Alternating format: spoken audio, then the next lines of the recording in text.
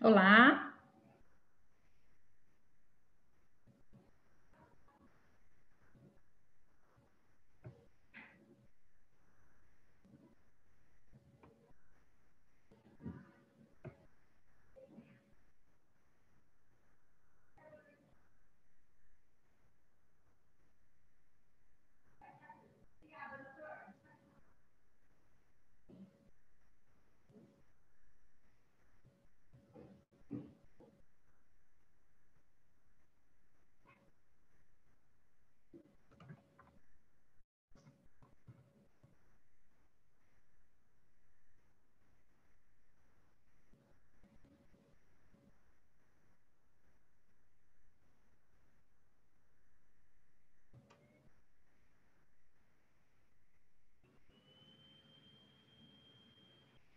Olá.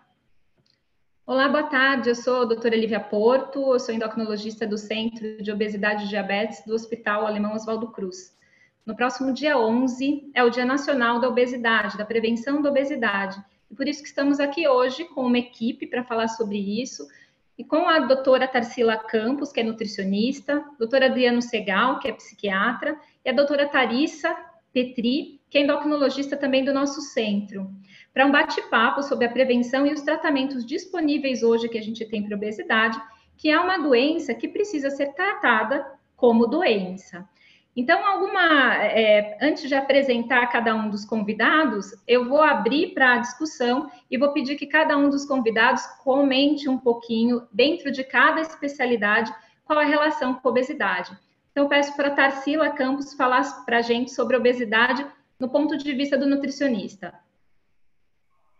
Boa noite a todos. Lívia, obrigada. Toda a equipe aí que está com a gente hoje do Centro de Obesidade e Diabetes. A gente sabe o quanto aí lidar com a obesidade é uma questão bem desafiadora, né, do ponto de vista aí tanto de tratamento quanto de prevenção.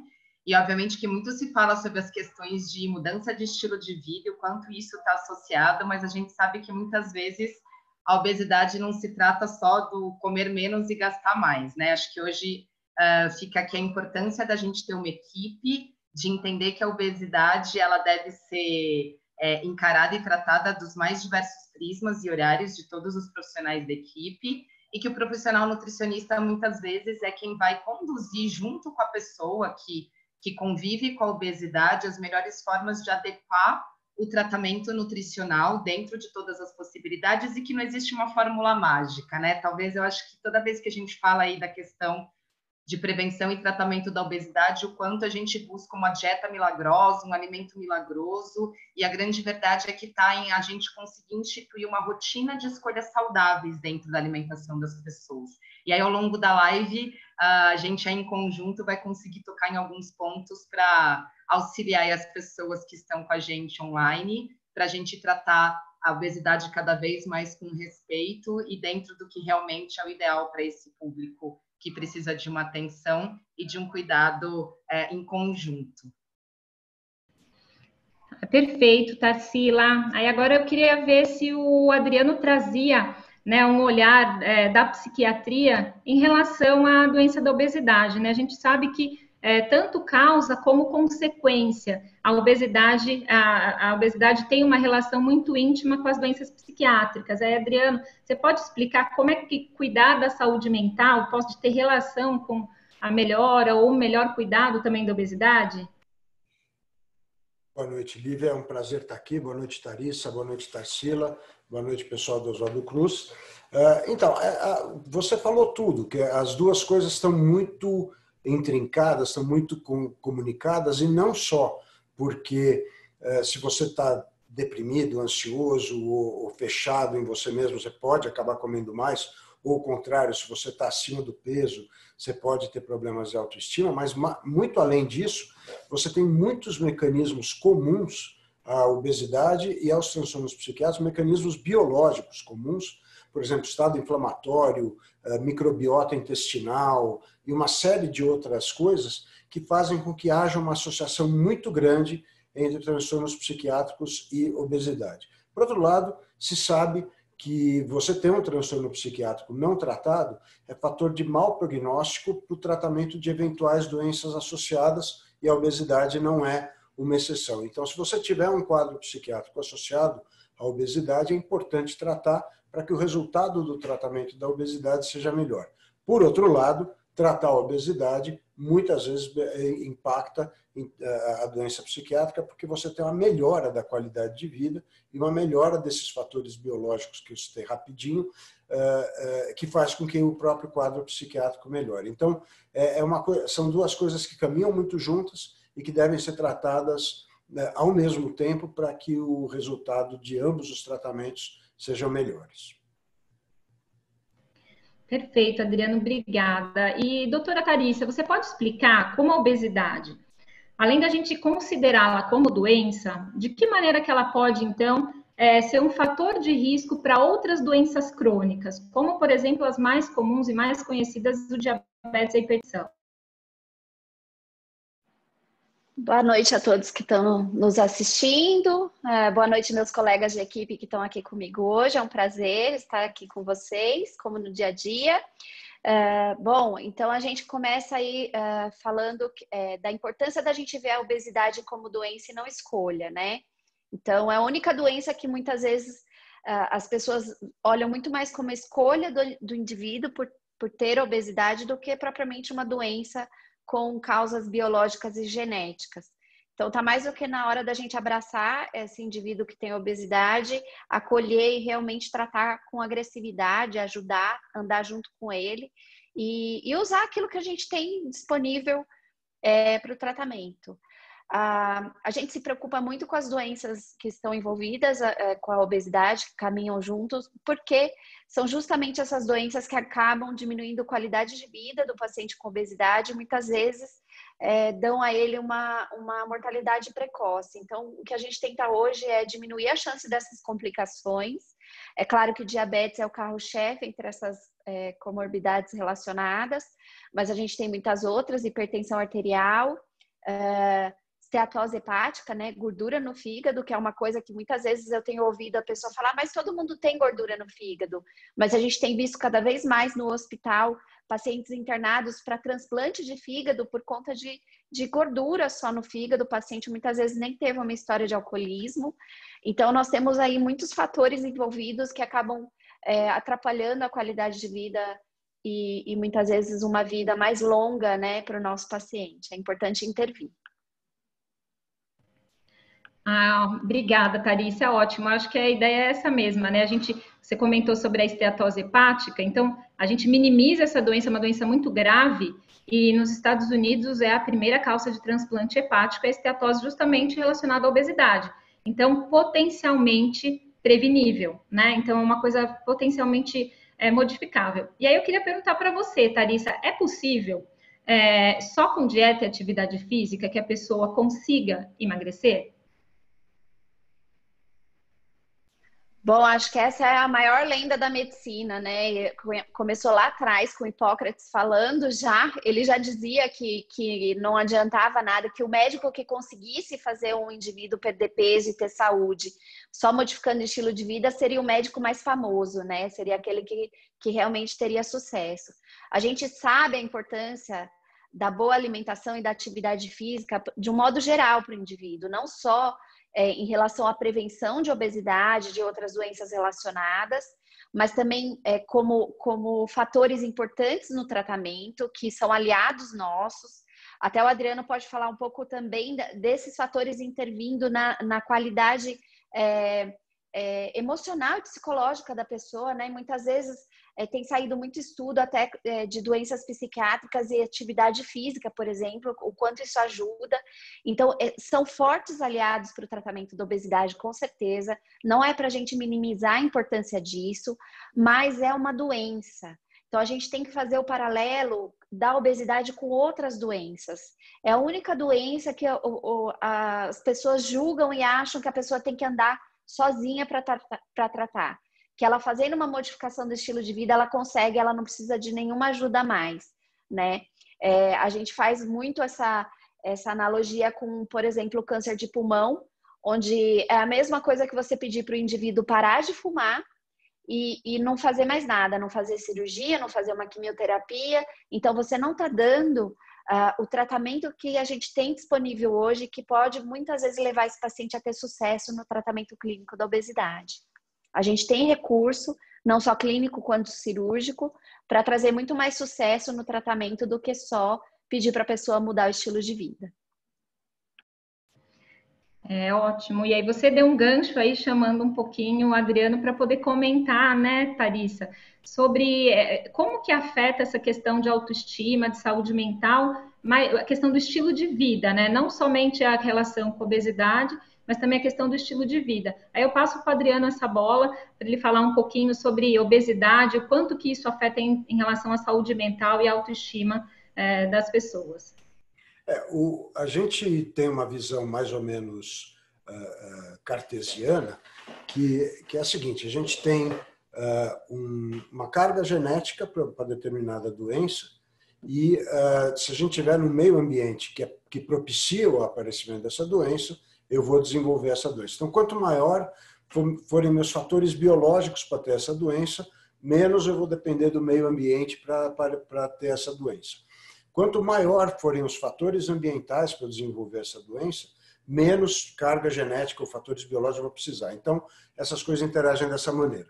Quando você modifica seu estilo de vida, quando você coloca atividade física, boa alimentação, lazer, atividade social, atividade laboral, enfim, quando você tem uma vida o mais equilibrada possível, você melhora a parte ambiental que vai facilitar com que apareça qualquer doença, não só a psiquiátrica, mas também a obesidade. A obesidade também pode ser considerada um fenótipo nesse sentido. Claro, é muito mais complexo, hoje a gente sabe de epigenética, de fatores disruptivos, enfim, tem outras coisas envolvidas, mas se você cuidar do teu estilo de vida, você vai ter uma dificuldade maior em adoecer. E, por outro lado, se você adoecer, se você modificar o seu estilo de vida, você vai ter melhoras dessa sua doença. Mas, como a Tharissa falou, são melhoras. Isso não é um tratamento. Ela falou do câncer de pulmão,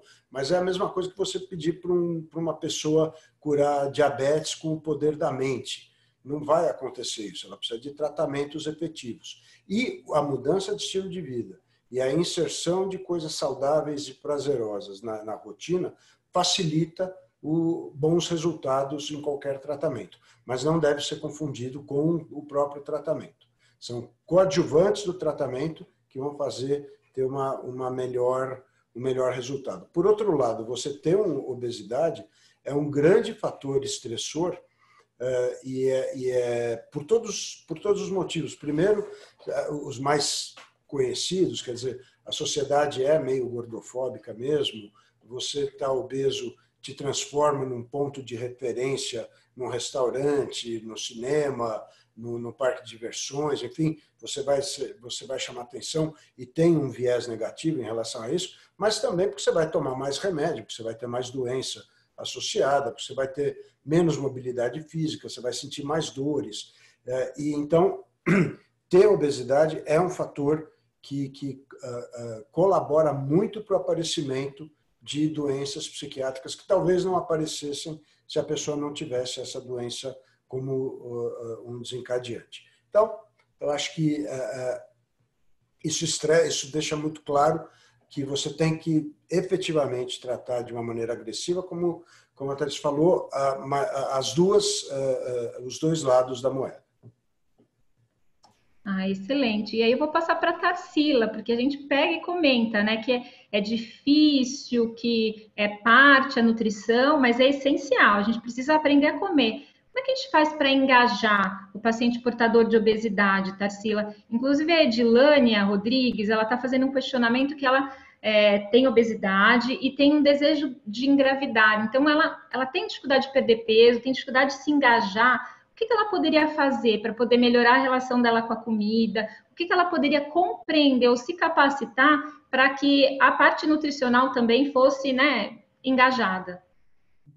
Acho que a primeira coisa, assim, né, ter equipe, porque nunca a gente vai resolver da forma aí que a gente já está criando essa linha de raciocínio, olhando só para uma forma. Então, agora eu vou engajar na atividade física ou só na dieta, e é tudo isso que a Tharissa e o Adriano já colocaram, né?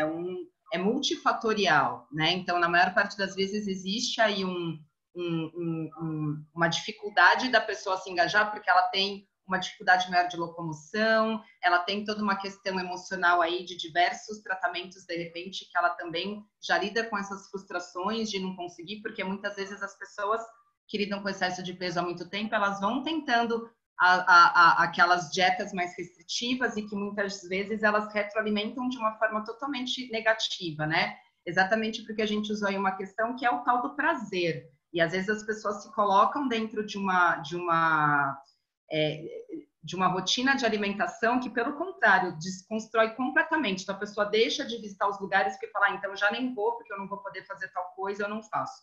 Então, acho que a primeira coisa para se engajar é entender que a gente consegue ter uma alimentação saudável de acordo com o que é a rotina de cada um, com que a pessoa tem acesso de alimentação, que não existe uma alimentação diferenciada, que o que a gente pauta dentro de uma alimentação saudável é que ela seja prazerosa, que ela contenha os nutrientes necessários, né? E aí, dentro da possibilidade de quantidade que a pessoa consiga instituir ao longo do dia dela, e obviamente que a gente vai priorizar o que a gente chama de comida de verdade, né? E aí, talvez aqui vale todo esse movimento que a gente tem hoje em dia de buscar mais alimentação in natura, fugir um pouco dos industrializados, de achar que alguma coisa em pó, alguma coisa que não seja tão de alimentação saudável possa resolver o problema, ou que eu tenha que excluir determinados alimentos da alimentação. Dá para a gente se engajar da forma com que realmente a pessoa usa. Então, a base do nosso trabalho é trabalhar o que a pessoa já faz, o que dentro do que ela faz a gente pode tentar melhorar. A gente fala muito da importância de se fazer uma restrição calórica, né? E quando a gente fala de restrição calórica, não é comer 0 de caloria por dia ou trocar tudo só por folha. Às vezes, dentro do que a pessoa faz, a gente promover já uma restrição calórica de 500 calorias no dia, a gente já consegue um bom resultado. Então, entender que para determinadas pessoas, controlar melhor o carboidrato, é com foco no que ela já faz, e em cima disso, a gente trabalhando essas mudanças gradativas e com foco principal em mudar qualidade. Então, hoje a gente sabe das mais diversas pesquisas que a gente tem que avaliar o hábito alimentar dos brasileiros, a gente tem baixo consumo de alimentos que ajudam na questão da flora intestinal, que está associada à questão da obesidade, então as fibras como frutas, verduras e legumes, a gente deixa. Então, às vezes, é comum no consultório a gente perguntar, você come fruta diariamente? Não, não tenho esse hábito, eu como semanal, eu como quinzenal, o quanto essas verduras e legumes estão fazendo parte, em contrapartida, às vezes, o refrigerante ou alguma coisa mais industrializada faz parte, isso não só da alimentação do adulto, mas também da alimentação infantil. E aí a gente fala um pouco isso, quanto existe essa prevenção também e que o hábito da casa vai também transpor em como essa criança vai crescer dentro desse ambiente que leva a fazer escolhas inadequadas. Então, de uma certa forma, acho que o engajamento vem de qual que é a realidade daquela pessoa, o que ela está habituada e o que ela pode colocar na rotina dela, que vai trazer um padrão muito mais positivo para o corpo dela funcionar de forma adequada do que a alimentação, que de uma certa forma sejam de escolhas que vão trazer até um pouco mais de questão aí para essa obesidade, que já é uma doença inflamatória. Então, quando eu tenho uma alimentação mais pautada em gorduras, em carboidratos muito industrializados e refinados, então a gente trabalhando essa questão de troca de escolhas já faz toda a diferença. Não é um deixar de comer, é fazer melhores escolhas e continuar tendo um padrão alimentar adequado dentro da necessidade nutricional de cada um. Tarsila, eu vou aproveitar o gancho que você já colocou aí, uma das dúvidas, que é a questão da trazer a criança e a relação com a comida e o desenvolvimento, porque muitas das vezes a relação dessa comida, ela não é distóxica, né? Não é uma ansiedade, não é hiperfagia nem nada, mas é um hábito que foi criado lá desde pequenininho. E aí a gente lança aí para você, necessariamente, comer mal desde a primeira infância vai levar à obesidade? Qual que é essa ligação? Acho que aí são vários fatores, né? Não dá para a gente só colocar a questão aí da alimentação, aí trazendo relação com outras doenças, é a mesma coisa falar que eu fiquei com diabetes porque eu comi muito doce, né? Principalmente quando a gente fala aí de uma doença que muitas vezes se instala já numa criança e etc. Eu acho que aí é uma questão de vários fatores, existe toda a predisposição genética e toda a predisposição biológica da pessoa para isso. Existe o contexto familiar, e aí muitas vezes o que a gente entende é isso, né? A criança segue muito exemplo. Então, a obesidade infantil hoje é uma realidade que a gente também tem que encarar, e muitas vezes a gente vê uma correlação entre os hábitos, né? Então, os pais que já não têm uma alimentação adequada, que já não fazem boas escolhas, que já não estimulam, então, obviamente, que ela acaba sendo um fator de prevenção quando a gente já cuida da alimentação desde a idade infantil, né? E aí tem aquele padrão também que não é porque a criança... mas meu filho é magrinho, tudo bem ele comer, ou dar o biscoito recheado toda hora para ele, ou o salgadinho, ou... Enfim, porque isso tudo a gente sabe que já tem uma correlação aí em como ele vai determinar as escolhas dele no futuro, e pode ter, sim, uma correlação dependendo dos fatores biológicos que ele já carrega com ele. Acho que o Adriano quer complementar alguma questão. Na verdade, só queria lembrar que foi aprovado a rotulação de comidas industrializadas hoje pela Anvisa, então vai ficar mais fácil para as pessoas saberem se elas estão comendo comidas com elevados teores de gordura, de açúcar e de sal. Isso vai ajudar bastante na hora de escolher esses alimentos, especialmente os mais industrializados. Acho que é uma coisa interessante que a gente tem hoje. Era só isso. Adriana, eu já ia passar a bola para você, de qualquer maneira, para tentar ajudar a gente. Saiu recentemente algumas pesquisas mostrando que muitos dos pacientes que portam obesidade, eles não buscam assistência especializada, médica, nutricional, né, psiquiátrica, porque se sentem julgados, né? Então, isso leva um pouquinho daquilo que você trouxe a respeito daquele... o paciente, ele se torna... A pessoa com obesidade, ela se torna uma referência, então a autoestima dela baixa. Como fazer para poder trazer, né, ou para incentivar o paciente com obesidade a buscar o tratamento? Inclusive, eu acho que ajuda até a questionamento que pergunta aqui da Marluce, que pergunta que luta há anos para emagrecer e não consegue. Então, acho que talvez ela precisa ser engajada num serviço de cuidado de obesidade. Você sabe, eu tenho uma certa prevenção quando as pessoas começam a escolher termos que parecem melhores. Então, por um bom tempo, se falou em reeducação alimentar, blá, blá, blá. Eu realmente não gosto disso. Mas tem uma coisa na pergunta da Marluce que ela é central. O objetivo do tratamento da obesidade é perder peso em termos de massa gorda, quer dizer, é emagrecer efetivamente, mas não é ficar magro. Então, a primeira coisa, eu acho que os profissionais de saúde, eles têm que começar a caminhar numa direção de efetivamente falar para as pessoas que elas têm que perder uma quantidade de peso suficiente para melhorar a saúde delas. Isso é mais fácil do que ficar esperando um resultado idealizado de ficar magro. Isso não é o objetivo do tratamento da doença obesidade. O objetivo do tratamento da doença obesidade é diminuir o peso e diminuir o efeito que esse excesso de peso traz sobre a saúde do indivíduo, tanto saúde mental quanto saúde física. Então, a primeira coisa é a gente parar de usar tanto emagrecer e começar a falar em tratar a obesidade. É uma expressão pior do que emagrecer. Emagrecer parece mais enxuto e mais resumido, mas acho que o que a gente tem que falar é em tratar a obesidade. Tratar a obesidade não é ficar magro, tratar a obesidade é perder peso de uma maneira saudável para atingir um melhor estado de saúde. E é claro que, dependendo do tratamento, você vai ter perdas maiores e perdas menores de peso. Mas aí isso tudo é discutido com o paciente em loco. Então, essa é a primeira coisa que eu faria. Porque a gente, como profissional de saúde, às vezes a gente fala essas coisas, mas na hora a gente age de uma maneira um pouco diferente. Então, eu acho que é papel dos profissionais de saúde tentarem caminhar numa direção mais realista para oferecer coisas mais palpáveis para os pacientes.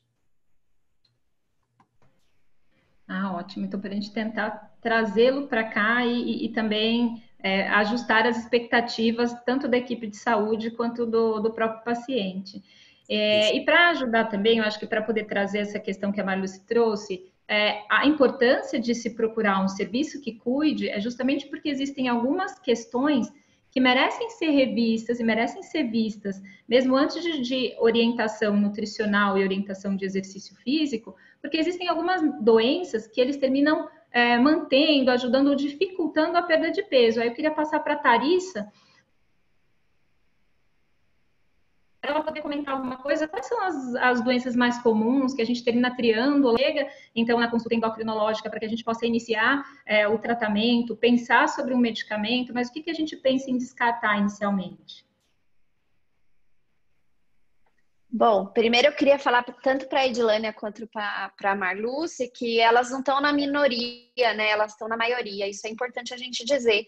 A grande maioria das pessoas que buscam uma perda de peso, elas têm essa dificuldade. Então, não se sinta uma pessoa, um alien, né? Uma pessoa que, todo mundo consegue menos eu. Muito pelo contrário, né? Vocês fazem parte da maioria. E essa pergunta de o que eu faço, né? Você precisa de alguém que realmente te ajude com um tratamento, como eu falei, agressivo. Essa palavra agressivo, eu não consigo arrumar outra, sabe? Porque eu realmente acho que a gente tem que dar para o nosso paciente com obesidade tudo aquilo que a gente tem disponível hoje para levar o que o Adriano falou, que é o nosso objetivo principal, ele ter mais saúde. Então, o meu objetivo principal não é emagrecimento mesmo. É o paciente ter saúde. A pessoa que tem a obesidade, ela melhorar os parâmetros metabólicos nos exames, diminuir chance de complicação. E dentre essas complicações, o que a gente mais se preocupa, como eu tinha citado, diabetes entre eles. Então, se você tem um aumento de, principalmente gordura abdominal, depende muito também, essa relação de obesidade com doenças metabólicas, ela está muito relacionada a onde a sua gordura está localizada, do que exatamente a quantidade de gordura que você tem, né? Então, se você tem uma genética aí para depositar mais gordura na parte visceral, então na parte abdominal, isso acontece muito entre homens, né? Essa depósito de gordura mais abdominal. Mulheres após menopausa também tem esse depósito maior abdominal. E é claro que a genética fala mais alto. Então, a gente tem muitas pessoas que têm esse formato mais de aumento abdominal, muitas vezes pernas e braços até finos, né? E isso é totalmente genético. Então, vai ter história aí de uma mãe, de um pai ou de avós que tiveram diabetes, até um diabetes grave, que evoluiu com amputação, com diálise. Então, se você tem esse aumento de gordura abdominal, você precisa sim ir ao médico e fazer exames de prevenção para doenças relacionadas, principalmente diabetes, mas como a gente já citou, hipertensão arterial, gordura no fígado. Se o ultrassonografista tá lá fazendo o seu exame e fala que você tem gordura no fígado, não pense que não é nada isso. Todo mundo tem, isso não é nada. A gordura no fígado, ela é realmente tóxica para o fígado. É um fator já agressor para o fígado. Muitas vezes essa pessoa ainda consome bebida alcoólica. Então, você vai somando fatores agressores para esses órgãos, né? A gordura também deposita no pâncreas, por exemplo, levando ao aumento da resistência insulínica, muitas vezes por defeito no receptor da insulina também. Isso faz, o que eu falo, os órgãos, eles trabalham de maneira forçada. Então, eu falo isso para as pessoas, você quer viver quanto? Você quer chegar aos 80, 90 anos? Mas dependendo da maneira que você cuida dos seus órgãos hoje, os seus órgãos não vão chegar lá. Então, a gente tem que fazer alguma coisa hoje. E essa alguma coisa é um profissional te ajudando com medicação, cirurgia, com aquilo que você tiver indicação para te devolver saúde, para muitas vezes fazer esses órgãos trabalharem de uma maneira mais tranquila, né? E é sobre isso que o Adriano estava falando. Não é a pessoa ter um índice de massa corpórea normal. São os órgãos dessa pessoa trabalharem de uma maneira tranquila para que eles vivam junto com a pessoa ao longo da vida dela. E para que essas complicações não vão se aproximando, né? E a doença tiroidiana? Ela tem relação com a obesidade? Isso é muito famoso, né? Então, é a grande polêmica do hipotireoidismo. Eu tenho hipotireoidismo, por isso que eu estou aumentando de peso. Eu tenho hipotireoidismo, por isso eu tenho dificuldade de perda de peso.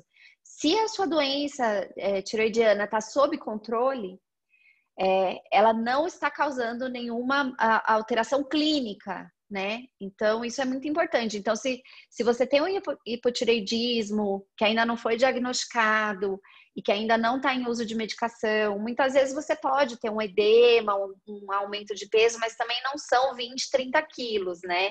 É um aumento de peso sempre mais leve. E você vai ter outros sintomas, obviamente, não só perda de peso, não só aumento de peso. Mas se a sua doença tiroidiana está sob controle, com medicação, se você toma o seu hormônio da tireoide corretamente, se o seu TSH está sob controle, você não vai ter essa descompensação de peso o tempo inteiro, né? Então, obesidade é uma doença por si só, né? Hipotireoidismo é outra. Claro que pode levar a um aumento de peso, mas não vai levar a doença, a obesidade por si só, né? Então, o próprio hipertiroidismo, que as pessoas falam que a pessoa emagrece muito quando tem hipertiroidismo, né? Quando a tireoide está funcionando muito, muitas vezes a pessoa não emagrece, né? Ela acaba dando tanta fome pelo aumento de metabolismo que ela nem emagrece. Então, também usar hormônio de tireoide para tratar a obesidade hoje é totalmente proscrito, não se faz. Não é esse o caminho. Então, muitas vezes tem muitas fórmulas ainda usadas para perda de peso e eles colocam T3, né, T4 e tem alguns outros nomes aí que acabam se misturando, mas são hormônios de tireoide e esses não são usados para perda de peso. Obrigada. É exatamente essa a ideia, né? A gente não confundir as doenças, né? A gente não misturá-las, né? E colocar crédito a quem não merece crédito. E aí a Ana Moreira, ela faz uma pergunta importante, que eu vou passar a bola para a Tarsila, para ela ajudar a gente, e eu vou comentar um pouquinho, até porque a Tharissa trouxe essa informação da questão de algumas formulados, algumas coisas que terminam induzindo, e que existem algumas medicações, a gente acabou de falar que é uma doença. Portanto, se é doença, eu tenho ferramentas para tratamento, medicamentosos e cirurgia.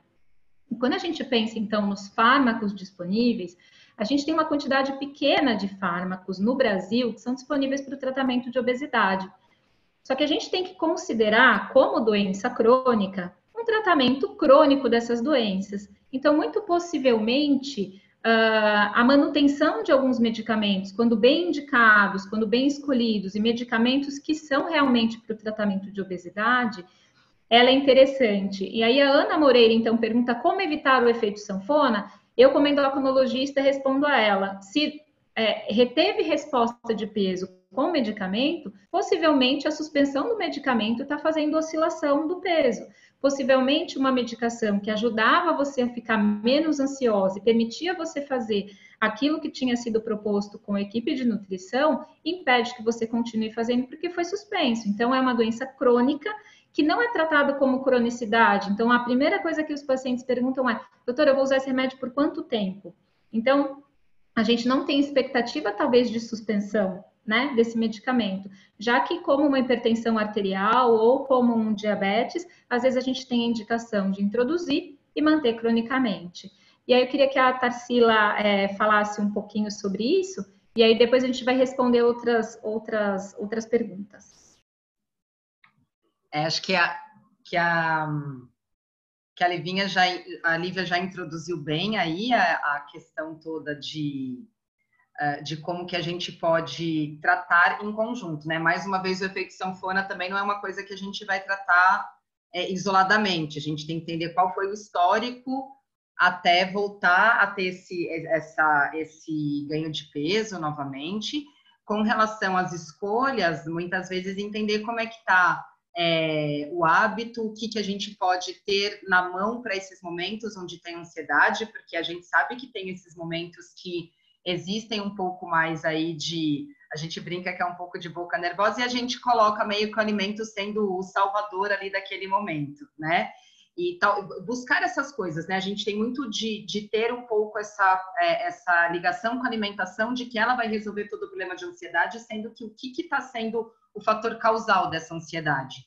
Então, a gente tem o auxílio de um medicamento, a gente pode buscar um apoio aí mais psicológico também nessa questão, comportamental de como a gente está fazendo, porque a gente cria esses mecanismos compensatórios, né? Naquele dia onde eu estou um pouco mais estressada, eu mereço aquele alimento, e aí eu retroalimento um comportamento que é, hoje eu mereço, mas aquilo vira uma culpa, e aí em cima disso, quanto a gente está entendendo como que é esse processo que você lida com a sua ansiedade no meio do caminho, e como que a gente pode tentar parar de trabalhar essa coisa que você vai retroalimentando, criando culpa, gerando mais ansiedade, aí você busca aquele alimento que supostamente conforta, mas é aquele conforto momentâneo que não necessariamente está resolvendo. Então, mais uma vez, vale só a questão aí de que se existe uma ansiedade, se existe um rebote de tudo isso que você já fez como tratamento, mais uma vez, reestruturar o seu plano de ação em cima dessas questões, né, para a gente conseguir atuar de uma forma mais eficiente e a longo prazo. Obrigada, Tarsila. E aí a gente tem um questionamento aqui da Denise, que ela pergunta se a genética pode ser a principal causa da obesidade. Denise, a obesidade é uma doença multifatorial e tem, entre outras coisas, uma carga genética muito positiva e que ela vai reger muito o nosso gasto energético basal. Então, não é, assim, incomum a gente observar famílias de pacientes com obesidade, né? Então, filhos de mãe obeso com obesidade, às vezes desde mais cedo. Então, a genética, sim, ela ocupa um papel muito importante como um fator causal, mas a obesidade ela é muito multifatorial, por isso que ela é um desafio tão grande. E por isso que é tão difícil a gente conseguir êxito e resposta em relação à perda de peso e a resposta metabólica, que foi já muito abordada lá pelo Adriano e pela Tharissa. E tanto que a gente tem, em qualquer tipo de tratamento, seja farmacológico, seja cirúrgico, as chances de, por exemplo, reganho de peso. E aí eu trago o questionamento da Simone, que ela questiona, ela fala que fez um bypass em 2015, fez uma mudança de país e em 2017 e terminou ganhando todo o peso. E ela traz um questionamento, será que é muito arriscado? Será que seria possível a realização de uma nova abordagem? Eu passo essa pergunta para a doutora Tharissa responder e ajudar a gente. Bom, vamos lá, Simone, vou tentar te ajudar de longe, mas é claro que eu precisava de muito mais detalhes para realmente dar uma resposta para o seu caso em si, tá? Então, eu vou falar de uma maneira geral. Primeiro que, assim, as reoperações, elas são indicadas principalmente quando existe alguma coisa anatômica, alguma alteração anatômica que o cirurgião realmente vai mexer e aquilo vai ser efetivo. Então, isso vai depender de caso a caso. Então, depende da técnica primária. Você já fez um bypass na primeira cirurgia, mas a gente tem outras técnicas que, por exemplo, uma banda gástrica ou uma gastrectomia vertical, que muitas vezes transformadas em outras técnicas, como o bypass gástrico, por exemplo, vão dar muito mais resultado do que mexer num bypass gástrico, tá? Mas é óbvio, é caso a caso, você pode ter alguma alteração que o seu cirurgião achou e que realmente ele mexendo pode ter algum sucesso na sua reoperação, mas é uma pergunta complicada de eu responder assim, sem saber maiores detalhes. Muitas vezes na nossa equipe, os nossos cirurgiões, se eles não encontram nenhuma alteração anatômica que realmente eles acham que vai levar, uma reoperação levaria a um sucesso da segunda cirurgia, eles preferem sempre mandar para a equipe de endocrinologistas, muitas vezes até psicólogo, psiquiatra, se necessário, e também nutricionista. Então, para a equipe multidisciplinar, tentar um tratamento clínico com medicação.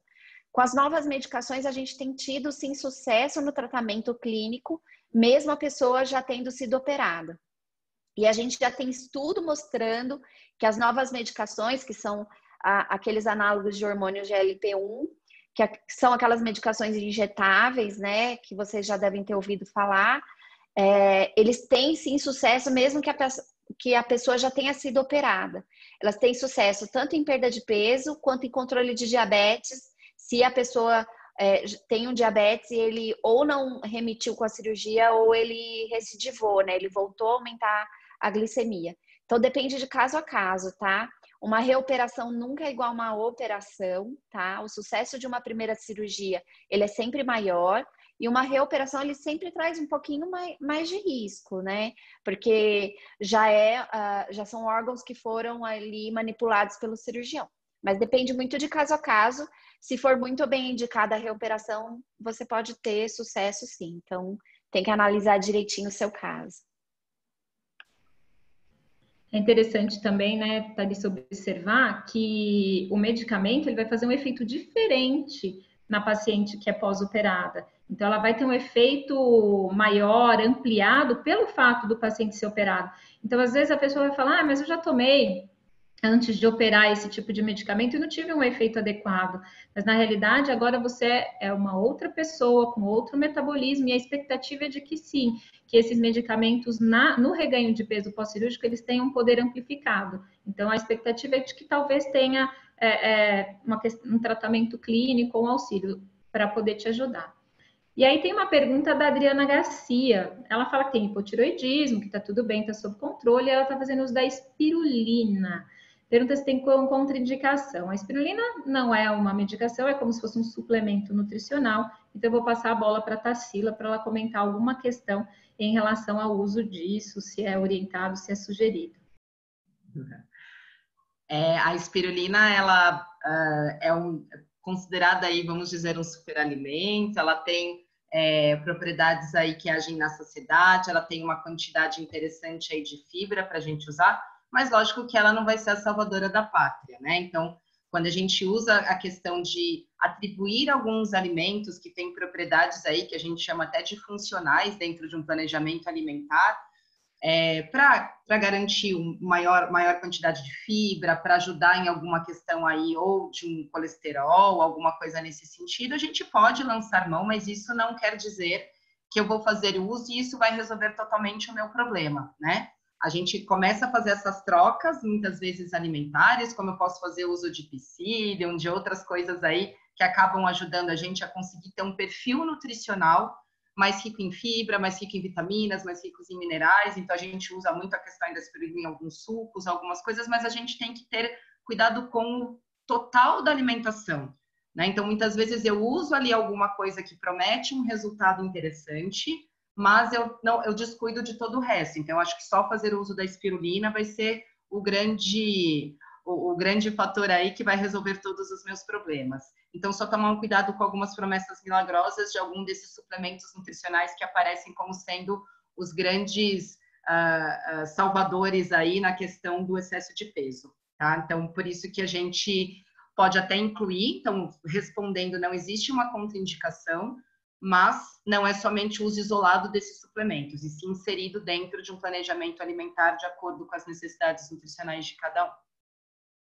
Ah, perfeito. E eu queria comentar um pouquinho, Lívia, sobre suplementos.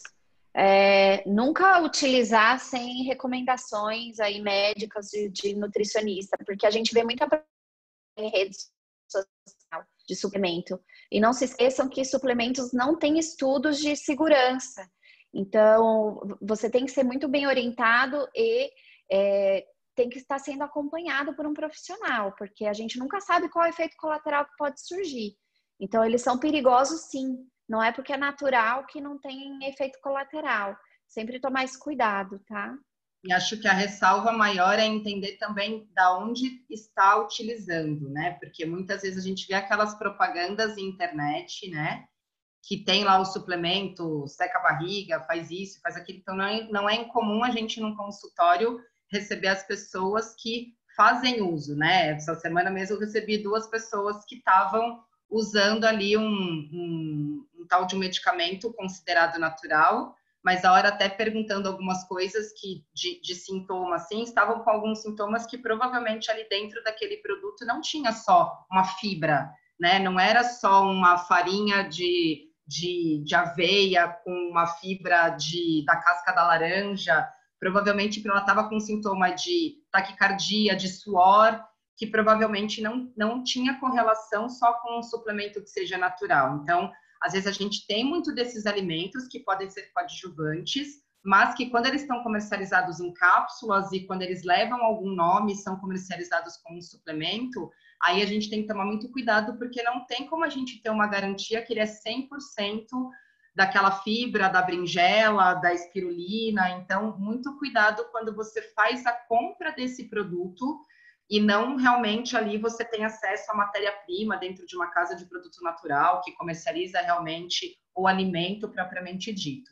Porque muitas vezes tem alguns produtos que são comercializados com mistura com medicamentos em dosagens que a gente não tem o menor controle, como a própria Tharissa comentou, da questão do hormônio tiroidiano e diversas outras coisas que muitas vezes essas fórmulas têm mistura e a gente nem sabe o que a gente está fazendo uso, na verdade.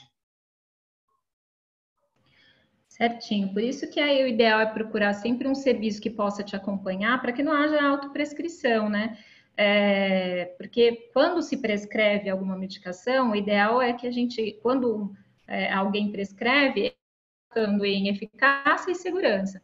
Então, eu prescrevo se eu considero que realmente aquilo lá tem comprovação científica de eficácia, então que vai ajudar você a emagrecer, e que tenha segurança suficiente para aquilo não fazer nenhum mal a você. Então, a ideia de acompanhar com uma equipe que trata a obesidade é justamente isso. E agora vou mudar um pouquinho de assunto, falando sobre tabagismo, né? Então, existe uma questão muito importante e que todo mundo comenta, que é a questão da relação da parada do tabaco com o ganho de peso. Existe essa relação, Adriano? E se existe, o que a gente pode fazer para poder procurar e buscar essa saúde, né? Minimizar e diminuir o tabagismo, cessar o tabagismo, sem ter esse reganho de peso, sem ter esse ganho de peso? Na verdade, essa relação é bem estabelecida. Uma pessoa que fuma bastante por muito tempo provavelmente vai ter um ganho de peso depois de parar de fumar, mas existem dois pontos que a gente tem que levar em consideração. O primeiro deles é que se ela não parar de fumar, com o tempo ela também vai ganhar peso porque ela não vai mais conseguir se mexer direito. Então, se ela continuar fumando para evitar ganhar peso, isso não vai dar certo no médio e longo prazo, porque ela não vai conseguir mais se mexer. E o outro ponto é que, parando de fumar e ganhando peso, a pessoa vai conseguir perder esse peso depois modificando o estilo de vida ou fazendo um tratamento propriamente dito. E um terceiro ponto que me ocorreu, é pior você ser um tabagista magro do que você ser um obeso não tabagista. Então, parar de fumar é uma coisa absolutamente desejável. Não é usar tabaco, nicotina, enfim, como tratamento para obesidade hoje em dia não é uma boa ideia, né? Não sei se isso vai mudar no futuro, mas por enquanto não é uma boa ideia. Então, o ideal é que a pessoa pare de fumar e aí vá modificando todos os gatilhos comportamentais que fazem com que ela fume, para isso daí vai ajudar a perder peso também. Obrigada, Adriano. E a gente já está chegando no fim da nossa live, e aí eu queria lançar uma pergunta aí para todas as especialidades. O que vocês consideram, né, que hoje justifica essa nossa luta contra a obesidade? A gente vem perdendo essa luta contra a obesidade. Então, Adriano, você como psiquiatra, Tarsila, você como nutricionista e Tharissa como endocrinologista, a que vocês dão crédito a essa nossa luta mal sucedida contra a obesidade? Começo? Vou começar. Vou ser um anticavalheiro aqui. Alguém perguntou se a obesidade era principalmente genética. Eu acho que a obesidade, provavelmente ela não vai ter um defeito genético que vai fazer com que ela apareça. Na verdade, a obesidade é uma característica que foi selecionada ao longo de milhares de anos de seleção natural, desculpa o mal português, e que agora o meio ambiente mudou e se transformou numa desvantagem. Mas antes era uma vantagem você ter um metabolismo de repouso mais baixo, você precisava comer menos para sobreviver por mais tempo. Hoje em dia, isso é uma franca desvantagem, porque a gente tem muita comida disponível para a maior parte da população. Eu acho que a principal causa da gente ter resultados aquém dos desejados no tratamento da obesidade é essa.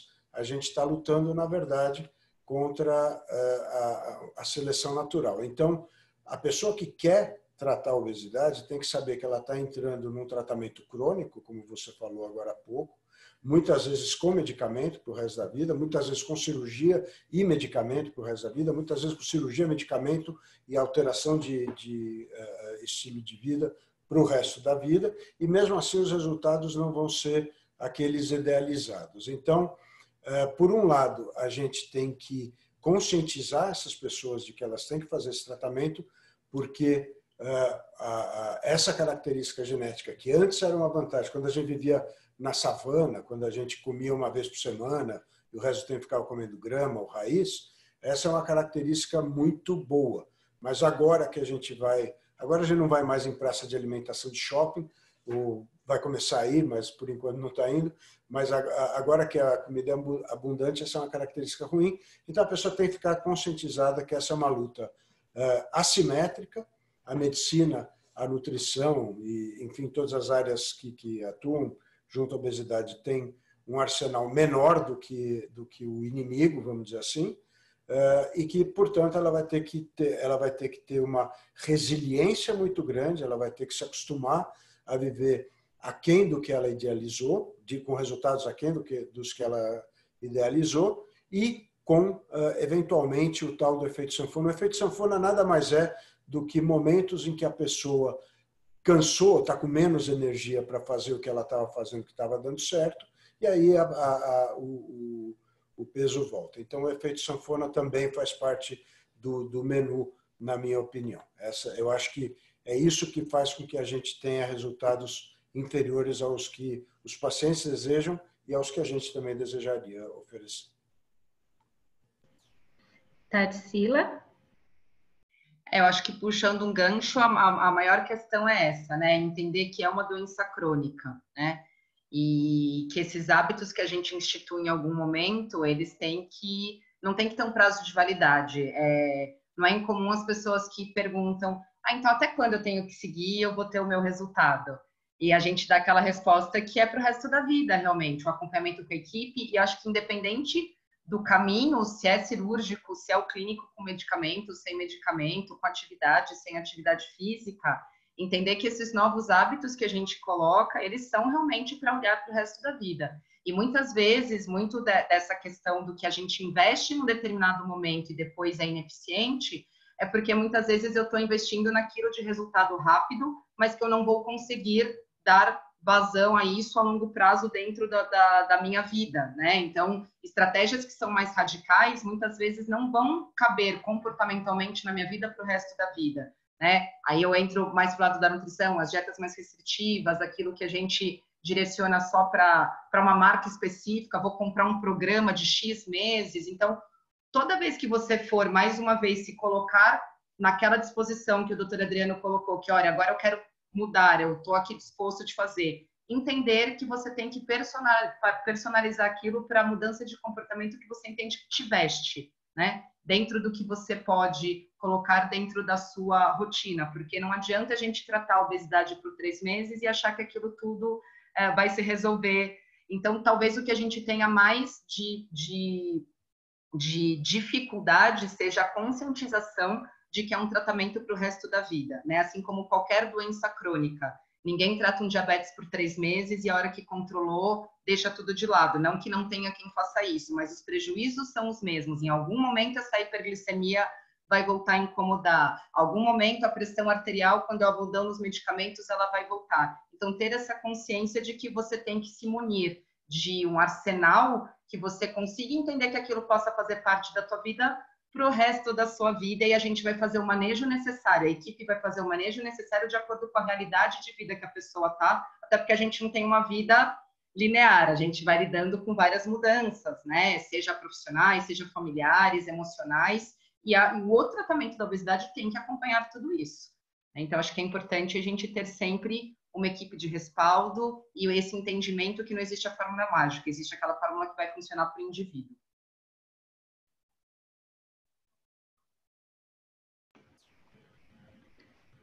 Tarissa, você quer falar da parte da endócrina? Vou resumir aqui, né? Porque os dois já falaram super bem e falaram exatamente a verdade, né? O que é verdade. Então, trate a sua doença, a obesidade, como uma doença. E como uma doença crônica, como eles falaram. Então, procure um profissional que te acolha e que te ajude a tratar isso como doença crônica. E assim como a gente faz com diabetes ou com outras doenças, tem esse acompanhamento para o resto da sua vida. E naquele momento que a vida está difícil, que entrou uma pandemia, que alguém ficou doente na família, tem esse profissional que te ajude a não deixar essa peteca cair e que principalmente se utilize de tratamentos que a gente tem hoje disponíveis para te ajudar nesse momento que é difícil, não deixar essa peteca cair. Então, a gente tem sim medicações hoje que para muitas pessoas elas são muito efetivas, e se elas não forem efetivas e se você tiver essa indicação, a gente tem hoje a cirurgia, que é o tratamento mais efetivo nos casos bem indicados.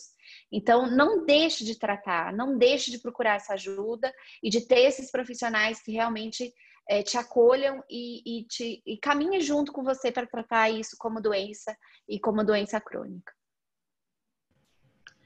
Perfeito, obrigada a todos. Eu acho que tudo que todos falaram se complementam devagarzinho, né? Acho que levantar essa bandeira da obesidade como uma doença, né? Uma doença endocrinológica que se retroalimenta e que por vezes a gente precisa interceptar essa retroalimentação aí com medicamentos, com cirurgia. Então, precisa resgatar isso para que a coisa consiga permitir que façam a orientação nutricional, o engajamento em relação ao exercício físico, e a gente tenha, então, uma resposta melhor. Então, quero agradecer, né, ao Adriano, a Tarsila, a Tharissa, agradecer a todos, e o conteúdo vai ficar gravado tanto no site, no Facebook e no YouTube do hospital, e que algum questionamento que não tenha sido respondido durante a live, ela vai ser realizada através do próprio Facebook do hospital. Agradeço a todos.